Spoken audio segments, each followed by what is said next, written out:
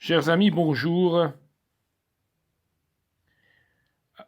J'espère que vous avez passé malgré tout des bonnes fêtes de Pessah. Et lorsque la fête de Pessah est venue, nous avons exprimé le souhait et le vœu Pessah Kacher Vesameach.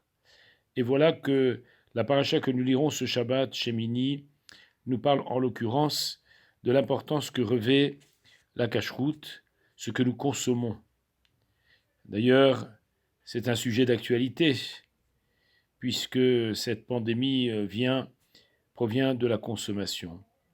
Et voilà que la Torah, vers la fin de la paracha, nous dit « Le'avdil ben atame ou ben ataor ou ben achaya nechelet ou ben achaya sherlo teachel » C'est pour nous séparer de ce qui est impur du pur, de l'animal qui est consommable et de celui qui ne l'est pas. Et la Gemara rapporte cette fameuse anecdote durant laquelle il y avait une femme qui était enceinte et a senti une odeur tout à fait agréable le jour de Kippour. Alors ils sont venus devant Rabbi Yehuda Anassi et lui ont posé la question comment agir vis-à-vis de cette femme qui a cette envie. Vous savez qu'une envie d'une femme enceinte est important de la réaliser parce que elle peut avorter.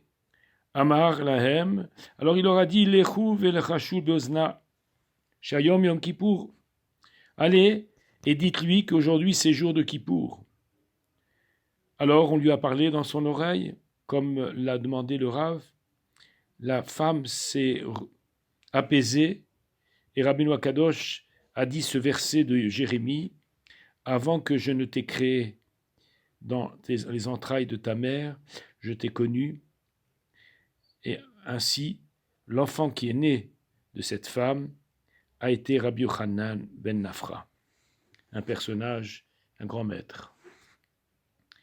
Et la Gemara continue et rapporte une autre anecdote, exactement la même chose, une femme qui était enceinte, et le jour de Kippour, elle a senti un couscous boulette, elle avait envie, alors elle est partie devant Rabbi Hanina, on lui a posé la question, comment agir? Il leur a dit, allez lui parler à l'oreille, et dites-lui que c'est le jour de Kippour. Alors on lui a exprimé cela, elle a été rassérénée, et Rabbi Hanina, non, elle n'a pas été rassérénée justement, et elle avait toujours cette envie. Alors Rabbi Hanina a dit, ce verset des Teilim, Zuru Rechaim Merachem, les impies manifestent leur impiété et leur étrangeté depuis les entrailles, depuis la matrice. Et voilà que plus tard, cet enfant dont elle va donner naissance va être un personnage qui s'appelle Shabtai Otsar Péré. C'était Shabtai, celui qui avait pris le monopole de tous les fruits et ainsi avait augmenté le cours des productions et de cette criée. Alors voilà, justement, Rabbi Akiva Eger nous dit que la Torah vient manifester les Avdi ben Ataor ben Atame, de faire la différence entre ce qui est pur et ce qui est impur. Ben Achaya Nechelet, Chaya, ça ne veut pas dire seulement un animal, mais Chaya, c'est dire aussi celle qui accouche.